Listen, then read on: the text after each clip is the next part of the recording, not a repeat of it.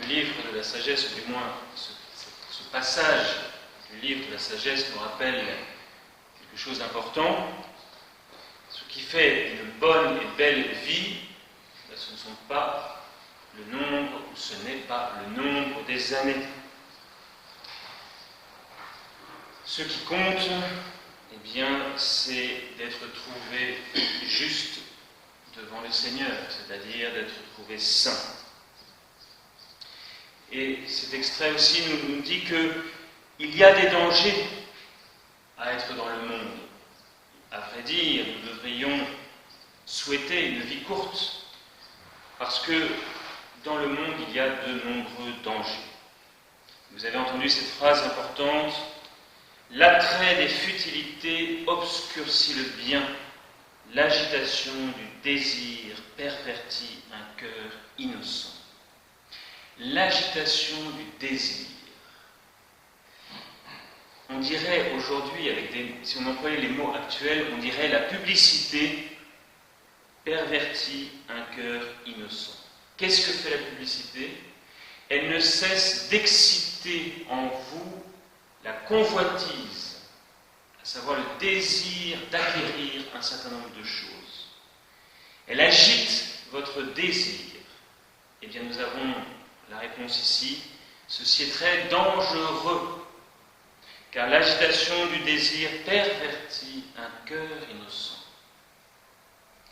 Il faut mettre des bloqueurs de publicité dans les ordinateurs. Il ne faut pas regarder les publicités qui sont toujours et partout en train de nous polluer véritablement notre intelligence et notre cœur.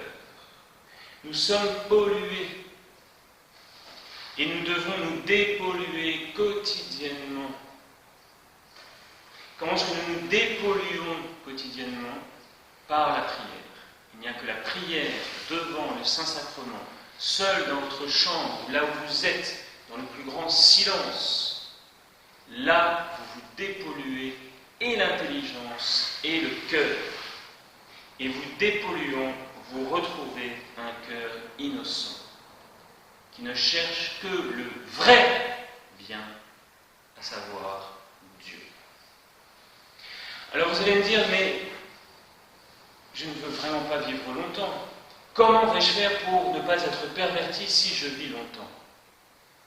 Eh bien, je vais vous répondre ce que vous avez entendu dans l'Évangile, à savoir que le voleur passera au moment où vous ne vous y attendez pas. Et que ce qui compte finalement, c'est que la journée d'aujourd'hui se soit bien passée. Et demain, on remettra cela. Ne pensons pas aux 40 ans qui peuvent nous rester à vivre, parce que nous ne savons pas si ces 40 années sont devant nous. Pour certaines, c'est sûr qu'il n'y aura pas 40 ans. Pour d'autres, il y aura peut-être 40 ans. Mais nous ne savons pas. Nous ne savons pas. Eh bien, vivons la journée d'aujourd'hui et assurons-nous que nous la vivons saintement. Saintement. C'est-à-dire devant Dieu à chaque instant de notre vie, à chaque instant de la journée. Dieu nous voit à chaque instant. Et est-ce que nous sommes là où nous sommes? Est-ce que nous faisons ce que nous devons avec un cœur pur, un cœur innocent? Donnons cette grâce pour chacun d'entre nous. Au nom du Père et du Fils